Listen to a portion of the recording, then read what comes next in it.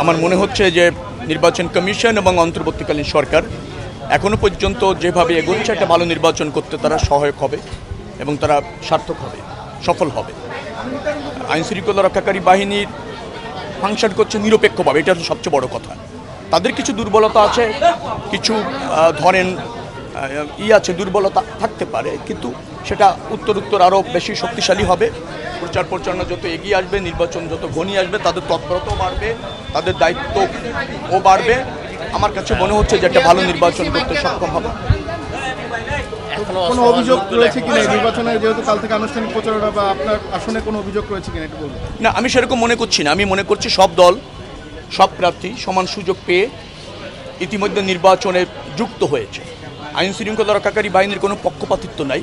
তাদের কিছু দুর্বলতা থাকতেই পারে, কারণ একটা সংকটকালীন সময় নির্বাচন, এই অন্তর্বর্তীকালীন সরকারের কিছু সীমাবদ্ধতাও ছিল।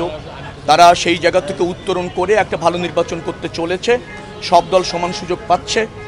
আবার সবচেয়ে বড় কথা হচ্ছে অন্তর্বর্তীকালীন সরকার এবং নির্বাচন কমিশন পক্ষপাতহীন আচরণ করছে। কোনো দলকে ক্ষমতায় রাখার অথবা কোনো দল প্রার্থীকে বিজয়ী করার কোনো অভিপ্রায় তাদের নেই। যদি কোনো ব্যর্থতা থাকে সেটা সবার জন্যই ব্যর্থতা, যদি সফলতা থাকে সেটা সবারই সফলতা।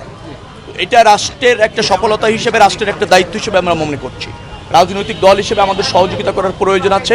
বিএনপি সেই কাজটি করছে, আর এই দলের একজন প্রার্থী হিসেবে আমিও সেই কাজটি করছি। শুধু অভিযোগ অথবা ধরেন পরাজয়ের মেনে না নেওয়ার মানসিকতা, আপনি আইন শৃঙ্খলা রক্ষাকারী বাহিনী ফাংশন করবে, কিন্তু আপনি সমান উইনিং ভোটের নিশ্চয়তা তো পাবেন না। তো সেখান থেকে অনেক প্রার্থী হয়তো হতাশার থেকে অনেক অভিযোগ করছে। অভিযোগগুলো আমলে নেওয়ার প্রয়োজন আছে।